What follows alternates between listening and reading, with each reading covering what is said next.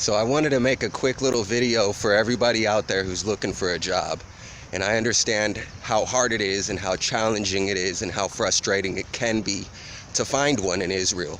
So the first thing I want to tell you is, and this is more aimed and directed towards the guys who are just fresh and new to the country, is the ability to deal with Misrad Hapnim. Now, hopefully you don't have to, but guess what? You do. So, because you're dealing with Misrad Hapnim, I wanted to give you two quick tips on how to deal with Misrad Hapnim. Number one, be patient. Man, Misrad Hapnim can be so crowded all of the time. There's so many people there. The confusion by the staff, the confusion by the people going there.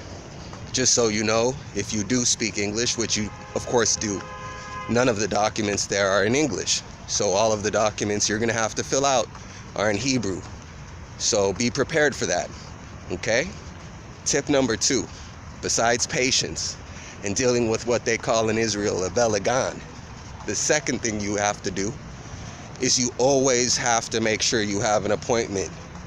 There's been a lot of times where I thought I set an appointment up, but I didn't actually do it.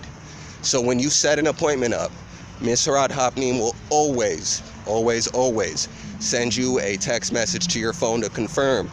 So always be looking out for that confirmation. Why are you going to Misrad Hapnim?